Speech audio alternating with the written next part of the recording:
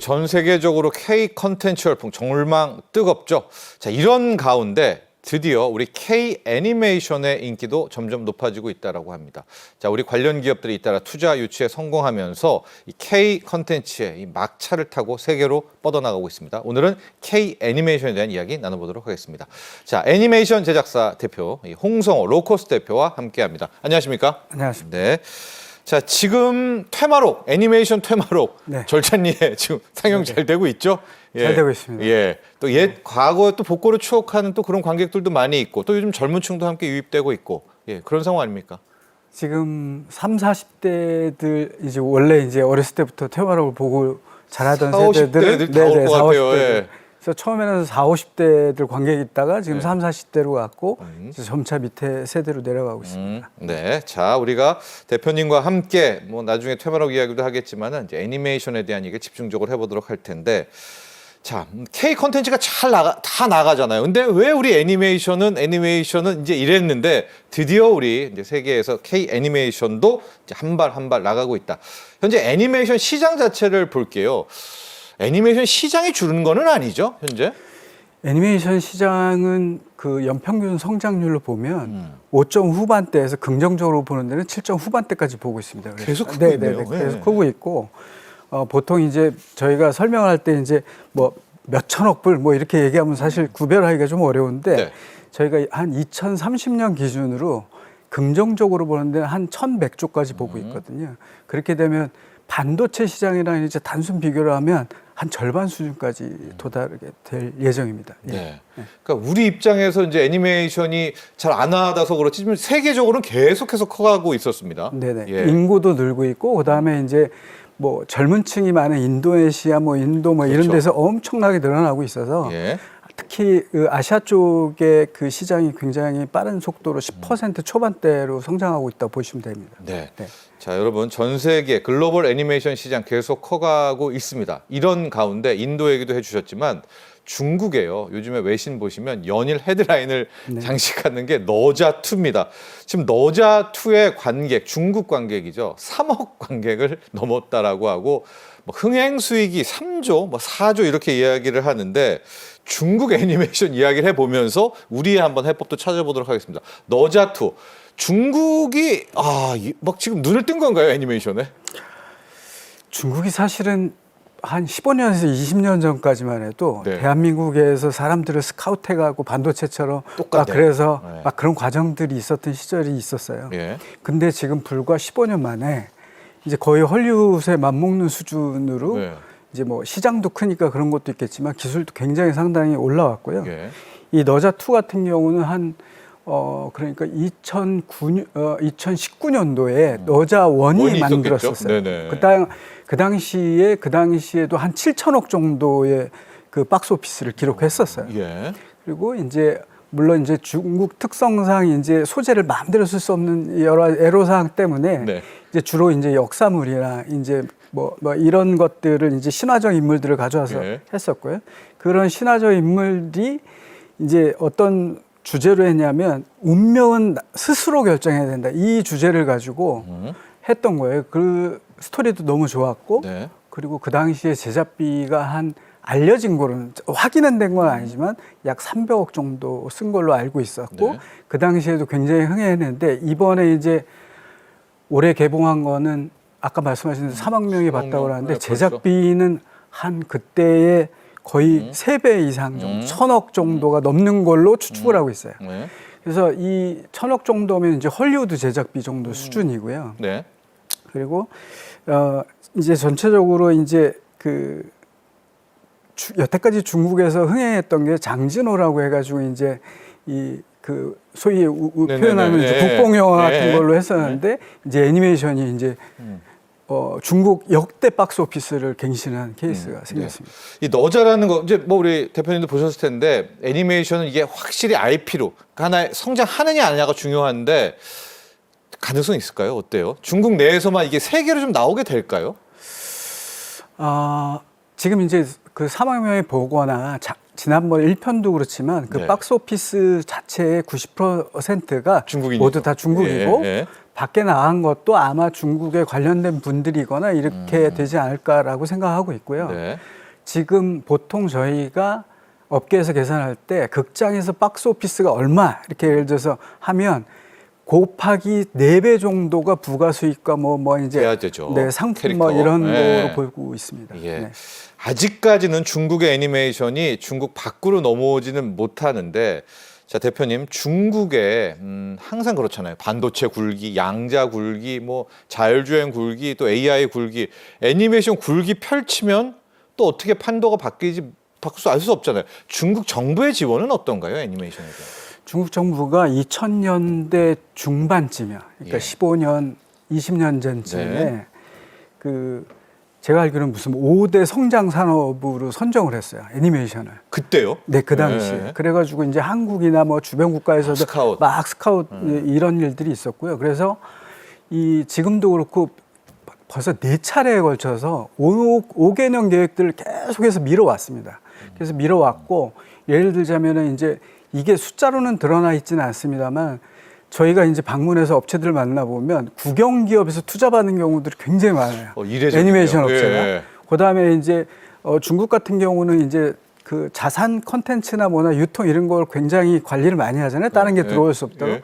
그래서 이제 중국산 컨텐츠만 틀게 만든다든지 극장도 TO를 정해놔서 예. 수입을 의무적으로. 못하게 예. 하고 몇 개만 열어주는 식으로 예. 해가지고 국산 저것들을 굉장히 많이 보호했어요. 예를 들자면 한국 같은 경우는 이제 유튜브나 우리나라 넷플릭스 이런 것들이 많지만 중국산 뭐 지금 유쿠, 뭐 아이치 뭐 이런 이런 유통 플랫폼에서 볼 게 없으니까 또 모든 애니메이션 회사를 만나보면 다 그 아까 얘기한 4개 그 큰 유통업체에서 다들 투자를 받은 케이스들이 있고 그래서 이제 정부가 어떤 수입의 제재 그다음에 투자, 국영기업이나 이런 주변 기업들로 통해서 투자를 이루어서 엄청난 성장을 거둬왔고요. 애니메이션 이게 왜 애니메이션을 이렇게 미뤄왔냐면 애니메이션이 사람을 많이 필요로 합니다. 그러다 보니까 많은 취업을 시켜야 되고 그러니까 일자리요? 네네네. 네. 그래서 그래서 우리 한국 같은 경우도 대기업에 예를 들어서 1명을 고용하려면 예를 들어 10억 중반대가 필요하다고 얘기를 하거든요. 예, 1명 고용하는데 근데 애니메이션 그래요? 같은 경우는 이제 한 두당 1억 정도면 1억, 이제 네. 고용과 이런 인프라를 꾸밀 수 있기 때문에 중국이 아마 그런 선택을 하지 않았을까 싶습니다. 좋습니다. 자, 중국이 이제 애니메이션까지도 진심으로 따라붙게 되니까 지금까지 흐름 좀 보면 우리도 여기서 멈추면 안 되겠다. 근데 다행인 것이 우리 K 애니메이션이 무럭무럭 잘 크고 있었습니다. 우리 대표님이 현장에 있으니까 정확하게 우리 한국의 애니메이션, K 애니메이션의 뭐 수준, 현황, 현주소를 잘 아실 것 같은데 K 컨텐츠 중에서 유독 지금 잘 언급은 안 됐던 게 사실이잖아요. 어떻습니까? 지금 우리 K 애니메이션. K 애니메이션이 이제 알게 모르게 이제 그 취약전 아동들 있잖아요. 네. 이제 소위 얘기해서 키즈들 관련돼서는 사실 중국이 이제 뭐 한한영 때문에 막혀 있다고 함에도 불구하고 한국산 키즈용들은 많이 들어가 있습니다. 그다음에 미국 같은 경우는 조금 이제 뭐 조금 덜하긴 하지만 동남아 시장에는 많이들 퍼져 있고 한국이 잘하는 게 키즈 쪽에는 굉장히 우수한 성과들을 많이 내고 있다고 보고 있고요.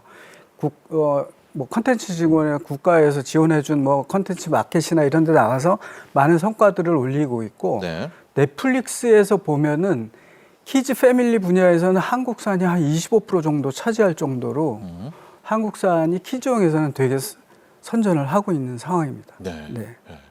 자, 더 특이한 게 이제 애니메이션은 뭐 다른 컨텐츠도 그렇지만 IP라고 하죠. 이제 히트작, 뭐 짱구라든가 도라에몽이라든가 하나 딱 터지면 이걸로 계속 시리즈를 만들고 있어서 참 그런 IP가 한번 대형 IP가 터지면 좋겠다. 우리 K 애니메이션에도 요즘엔 핫쇼핑이 있고요. 뭐 뽀로로 있고 우리 대표님 보시기에는 어떻습니까? 우리 쪽도 되게 좀 괜찮은 IP들 많이 있다 이렇게 보십니까? 성장성? 네. 이제 키즈 분야에서는 제가 아까 말씀드린 대로 성공을 거뒀는데 이제 문제는 이제 키즈 쪽에 있는 연령대 타겟이 성장하면서 그걸 나이 들어서도 이제 그 키즈용의 물건을 사거나 뭐 하거나 하는 게 조금 어렵다 말씀이죠. 짱구는 이제 사실은 애들도 보지만 사실은 성인이 보는 원래 그 캐릭터 성인이 콘텐츠거든요. 사잖아요, 또. 네, 맞습니다. 네. 그래서 저희가 한국에서 이 키즈에서 얻은 성과는 굉장히 대단함에도 불구하고 좀 아쉬운 점은 연령대가 올라갈수록 구매력도 생기고 네. 확장할 수 분야들이 너무 많은데 예를 들어서 그런 확장의 한계가 있는 게 저희가 개선해야 될 점이라고 생각하고 있습니다. 네. 핫쇼핑은 어떠세요, 보시기에? 성인이 약간 가는 것 같기는 한데. 핫쇼핑이 이제 키즈들이 좋아하는 예, 거예요. 3, 4세용이 하다 네. 보니까. 근데 이제 거기 그래서 뭐 저희가 이제 뭐 소위 해가지고 부모들한테는 파산핑이라는 네네네. 소문이 날 정도로 굉장히 많은 인기를 갖고 있는데 이제 취약을 하게 되고 학교 다니고 6살, 7살 되면 핫쇼핑을 사지 않게 된다는 문제가 있죠. 네. 그래요? 예. 어른도 좀 산다고 하는데 좀 그렇게 크진 않나 봐요. 그게 이제 조금 숫자는 이제 부모들이 애들을 사주는 거라고 보시면 될 것 같고요. 그래서 이제 짱구나 일본 제품들이 전 세계 IP 시장에 손가락 안에 드는 제품들이 많잖아요. 아까 말씀하신 예. 짱구도 그렇고 뭐. 근데 그런 부분들이 애기들이 소모하는 게 소비하는 게 아니라 예. 대부분 어른들이 소비한다는 그 차이가 있습니다. 네. 자, 그 뽀로로는 어떤가요? 뽀로로도 핫쇼핑이랑 비슷한 규모라고 보시면 성인으로는 될 것 안 같아요. 가나요? 성인으로 간 케이스가 있습니다. 네네. 성인으로 간 케이스가 있긴 있으나 전반적으로 키즈용에 갖고 있는 이제 그 연령대가 소비하는 것들은 좀 저희가 벗어나야 될 단점이자 장점이죠. 우리 한이라고 있었지 않습니까? 네네네. 한이도 못 갔네요, 결국은. 성인까지. 이번에 굉장히 오랜만에 이제 극장용으로 이제 예. 항의가 나오는데 예. 저희가 이제 달려라 하니. 일본 컨텐츠를 보면 어렸을 때 봐서 그게 그 성장하는 고객과 소비층과 마찬가지로 그 컨텐츠도 나이가 들고 이게 연령층을 높여가서 같이 이렇게 성장을 해줘야 되는데 한이는 중간에 이제 네. 멈춰 있었다. 아. 그래서 오랜만에 나오는 거라서 이제 그걸 어떻게 살릴 것인지는 생각을 해봐야 될 것 같습니다. 자, 대표님이 보시기에 우리도 이런 대형 IP가 하나 터져야 될 것 같은데 이게 될 듯 잘 안 되거든요. 이거 어떻게 하면 이런 거 좀 나오나요? 뭐 진짜 막 몇십 년 동안 성인까지 좋아하는 뭐 일본을 자꾸 들어서 그렇지만 뭐 도라에몽이라든가 뭐 이걸 좀 어떤 식으로 좀 하면 우리도 탄생을 좀 시킬 수가 있을까요? 한국이 여태까지는 이제 시장이 작다라는 표현들을 많이 했어요. 그래서 성공하기가 어렵다. 예. 근데 지금 한국 시장이 애니메이션 시장을 보면 전 세계 7위에서 9위까지를 왔다 갔다 해요. 그럼 작은 시장은 아니거든요. 아닌데요? 예. 예. 비중이 작을 수는 있으나 순위로 보면 작은 순위가 아닌데 예. 더군다나 한국에서 지금 가장 좋은 기회라고 생각하는 건 한국 웹툰, 웹소설 이런 네. 것들이 한국 드라마로 만들어져서 전 세계에서 인정을 받고 있잖아요. 예. 거기다 K-팝도 엄청난 인기를 끌고 있고 근데 요런 이야기가 증명이 돼 있고 이런 것들이 한국의 기술력이랑 합쳐져서 애니메이션이 계속 만들어져서 우리가 경험이 쌓인다면 일본과 미국과 같은 좋은 IP가 생산될 기회가 있을 거라고 저는 확신하고 있는데 저희가 아직 거기까지 이제 시작하는 단계이지 않을까라는 생각을 하고 있습니다. 자, K 애니메이션 출발은 하고 좀 뭐 실력도 되지만 이제 갈 길은 굉장히 좀 멉니다. K 컨텐츠의 거의 막내급이네요. 순서로 보면. 네. 뭐 투자자들도 그렇고 보통들 다들 이제 얘기하는 게 네. 애니메이션만 남았다. 네. K 그렇죠. 컨텐츠에서 애니메이션만 남았다. 게임도 됐고 다 됐었는데 예. 애니메이션만 지금 안 되고 있다. 그렇게 얘기를 하고 있고 그래서 저는 아까 말씀드린 대로 네. 검증된 이야기와 사실 드라마로 만들 수 있는 거는 한계가 있잖아요. 배우 숫자도 있고 그래서 하는데 애니메이션은 굉장히 많은 생산을 할 수 있고 근데 안타깝게 또 성인 관객을 대상으로 하는 애니메이션을 만들 일본처럼 그런 인프라들이 아직 경험이 없다 보니까 인프라들이 아직은 없는 상태라 이제부터 이제 시작하면서 빨리 쌓아나가야 되는 게 우리한테 컨텐츠, 그 웹툰, 웹소설, K-팝 이런 좋은 인프라가 예. 있을 때 저희가 애니메이션으로 만들어서 전 세계 시장을 맞습니다. 확보할 수 있다면 예. 좋은 기회가 될 수 있지 않을까 생각하고 있습니다. 자, 그렇습니다. 이 K 웹툰이 이렇게 잘 나가는데 K 애니메이션은 또 그 못 따라가는지 여기에 많은 의문들이 좀 있는 것 같은데 그래서요.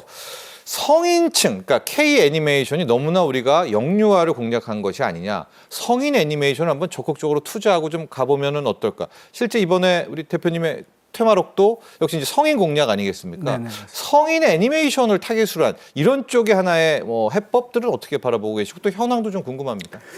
그러니까 저희가 그 키즈용을 저희가 안 한 이유가 키즈용 같은 경우는 이제 워낙 많은 경쟁이 있고 예. 예, 그러다 보니까 하기가 힘들었고 근데 한국에서는 지금 이 분야를 시도하는 군데가 굉장히 드문 케이스라서 성인애니. 저희가 예. 이제 도전하게 됐고요. 그 왜 이렇게 했었냐면 한국의 드라마도 성공한다면 한국의 스토리가 해외에서도 먹힌다라는 거를 저희가 눈으로 목격을 했기 때문에 이런 것들을 저희가 쌓아나면 이게 저희가 글로벌로 나갈 수 있는 기회가 충분히 될 수 있지 않을까? 그다음에 애니메이션 같은 경우는 드라마도 그렇게 볼 수 있습니다만은 애니메이션이 훨씬 유리하게 저희가 게임이나 뭐 기타 산업으로 번져나갈 수 있는 요소들이 훨씬 상품이 등 게 훨씬 많기 때문에 네. 지금 현재는 드라마는 안타깝게도 드라마가 성공하면 넷플릭스나 이제 OTT만 이제 돈을 버는 구조로 돼 있다는 게 이제 뉴스를 통해서도 많은 문제점으로 지적이 됐던 것처럼 그렇긴 한데 애니메이션은 조금 더 확장력이 더 많다라고 볼 수 있어서 저희도 도전하게 됐습니다. 우리 K 애니메이션이 이렇게 성인 시장이 안 열린 이유는 뭐라고 보세요? 규제는 아닌 것 같은데 왜냐면 요즘에 이제 뭐 그런 거를 막 압박하지는 않지 않습니까? 아무래도 키즈용 같은 경우는 이제 아이들 대상으로 하다 보니까 예. 조금 더 디테일을 조금 더 덜하고 눈높이도 아이들 눈높이에 맞추게 되고 예. 그다음에 거기에 그 나오는 배경 캐릭터들을 조금 더 심플하게 만들 수 있지 않습니까? 제작비가? 제작비 때문이라고 보시면 될 것 네. 같고요. 성인용은 어차피 저희가 일본, 미국 거를 대부분 보고 자랐지 않습니까? 일본 거. 예. 근데 거기에는 돈이 엄청난 자금들이 들어가고 엄청난 네트워크들이 붙어서 사업자들이 하다 보니까 퀄리티나 상품이 나오는 거나 이런 주변 사항들이 너무 좋은 거죠. 근데 한국은 그런 기회가 없었던 거죠. 네. 네. 그런 자본을 구하기도 힘들고. 네. 네네.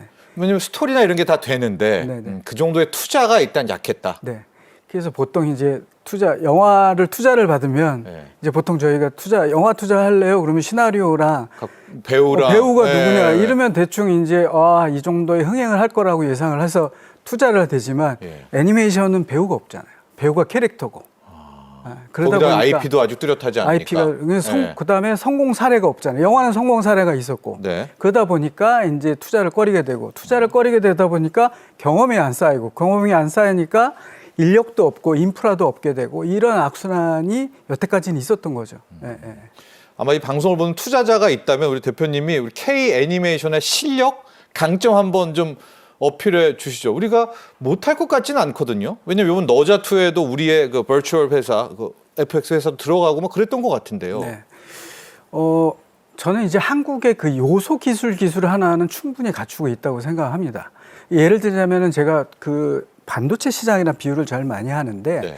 반도체 시장이 이제 우리나라가 한국이 반도체를 잘하는 게 사실 각각의 어떤 기술들은 해외에서 수입하는 경우가 많고 이거를 어떤 공정을 짜서 어떤 노하우를 가지고 잘 네. 만들어내느냐가 공정 기술이 메모리의 왕이 됐죠. 네네. 네. 그래서 손쉽게 얘기하면 해외에서 아티스트 몇 명을 데려온다라고 해서 이게 되는 게 아니에요. 예를 들어서 반도체에서 몇 명을 데려온다고 중국에서 반도체를 갑자기 찍을 수 있는 게 아니잖아요. 예. 애니메이션 똑같은 과정을 갖고 있어서 근데 하나하나의 요소 기술들은 잘할 수가 있어요. 예를 들어서 너자에 들어간 이펙트를 특수효과를 했다 그러면 그런 것들을 잘하고 뭐는 잘하는 부분들이 있는데 예. 이 전체를 공정을 관리하고 리딩할 수 있는 기술을 한 번도 경험을 못 해본 거죠.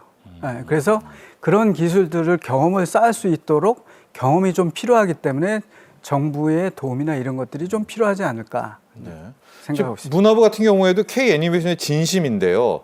자, 대표님 보시기에 그럼 어떻게 이 판을 좀 짜야 될까요? 정부도 와야 될 것 같고 말씀하신 대로 이게 하나의 구조, 시스템을 갖추려면 앞으로 좀 어떤 지원, 어떤 노력으로 좀 접근해야 될까요?